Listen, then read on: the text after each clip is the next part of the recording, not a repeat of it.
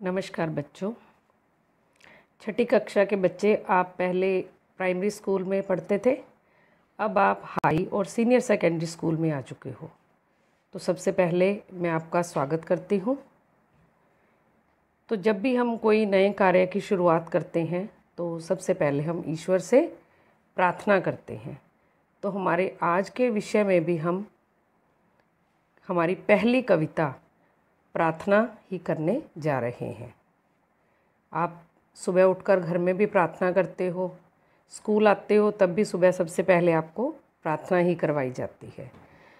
तो कविता प्रार्थना शुरू करने से पहले हमें प्रार्थना शब्द का अर्थ क्या है ये पता होना अति आवश्यक है। तो प्रार्थना शब्द का अर्थ है निवेदन करना, भक्ति एवं श्रद्धापूर्वक, भक्ति से भरपूर और श्रद्धा से अर्थात विश्वास रखकर अपने ईश, देवता, ईश्वर, प्रभु को निवेदन करना, उनसे कुछ मांगना।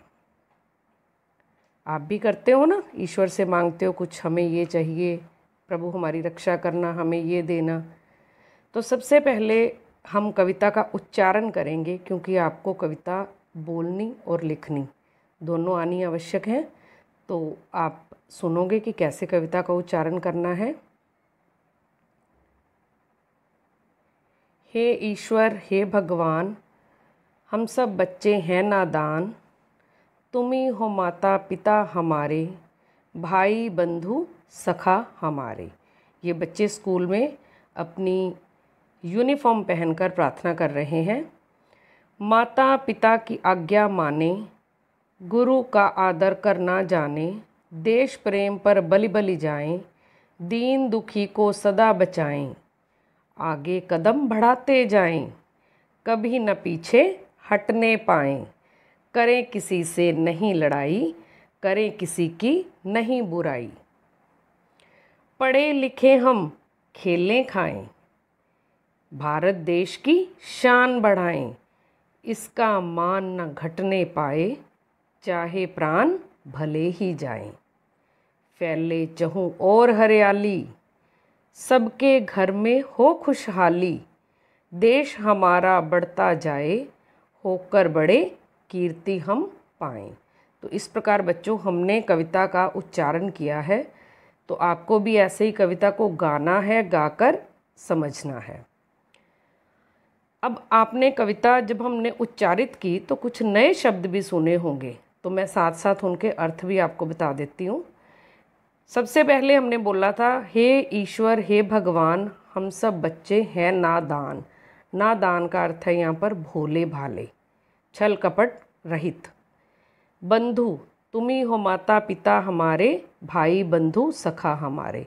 तो भाई बंधु होते हैं हमारे भाई बहन, करीबी दोस्त, दोस्त क्या आत्मीय, जिनसे हम मन से आत्मा से जुड़े होते हैं। सखा हमारा दोस्त, मित्र, सहेली।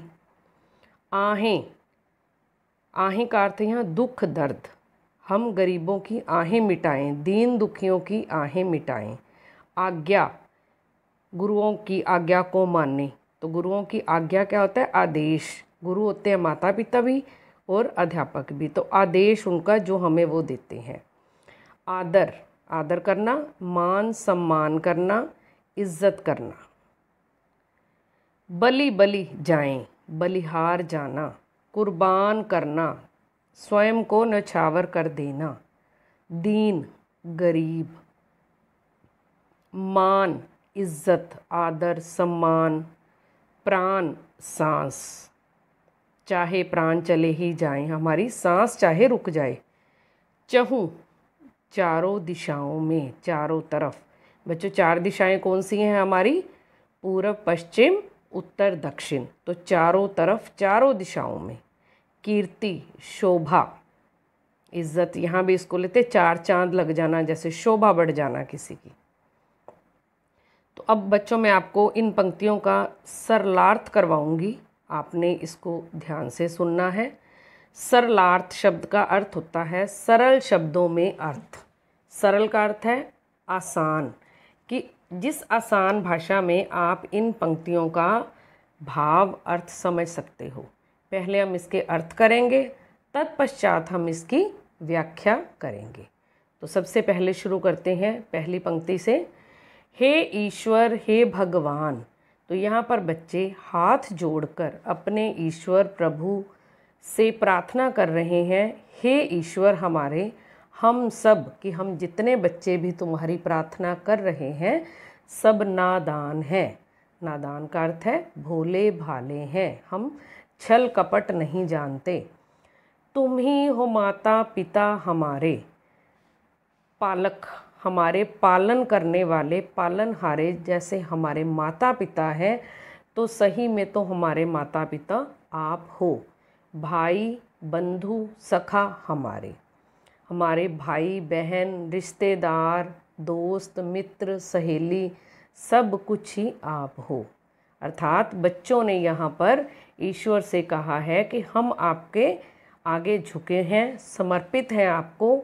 आप हम भोले भालों के माता पिता और सखा हो।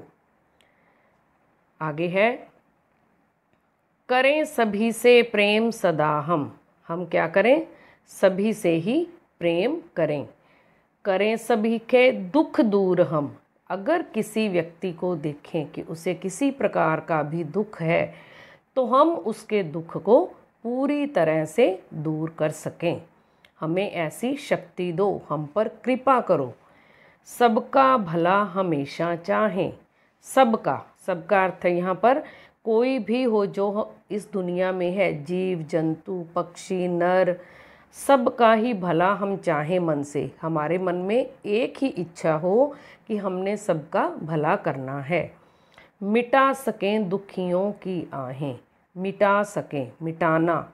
जैसे आप पेंसिल से कुछ लिखते हो तो रबड़ लेकर इरेज़र लेकर उसको मिटा देते हो ना, तो वो ख़त्म हो जाता है वहाँ से। तो बच्चे ईश्वर से यही प्रार्थना कर रहे हैं कि हम ऐसे कार्य करें कि दुखी लोगों के दर्द को उनकी ज़िंदगी से मिटा ही दें। अर्थात बच्चे ईश्वर से ऐसा वरदान मांग रहे हैं कि हम दुखियों को सुखी देखना चाहते हैं, चाहे किसी भी तरीके से हमें उनके दर्द मिटाने की योग्यता लेनी पड़े। बच्चों समझ आ रहा है इतना? चलिए आगे चलते हैं। इन पंक्तियों में बच्चे ईश्वर से प्रार्थना कर रहे हैं कि ईश्वर हे भगवान, हम सब भोले हैं, तुम्हारे माता पिता तुम ही हो, सखा हो। हम पर ऐसी कृपा करो कि हम सब प्रेम करें, सबके साथ प्यार से रहें, सबके भला चाहें, दीन दुखी गरीबों के दुख दर्द को मिटा सकें।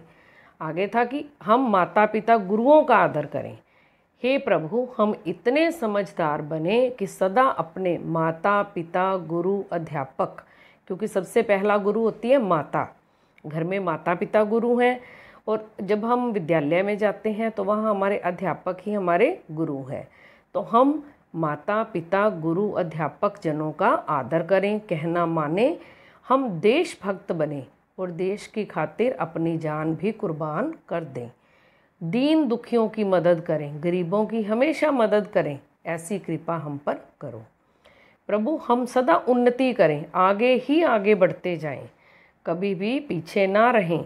हमें ऐसी बुद्धि दो कि हम किसी से लड़ाई झगड़ा कुछ भी ना गलत कर पाएँ, और ना बुरा सोचें और ना ही किसी की बुराई करें। हमने अभी पढ़ा था ना, कभी किसी की ना करें बुराई। तो भैया हम ना बुरा सोचें और ना ही किसी की बुराई कर सकें। फिर तक खेले खाएं बढ़ते जाएं। तो यहाँ क्या कह रहे हैं कि हम सदा खेलने खाएं, माता पिता हमें जो खाना खिलाएं उसे खाकर बड़े हों, खेलते रहें, खुश रहें। देश की शोभा को अपने अच्छे अच्छे कामों से बढ़ा दें।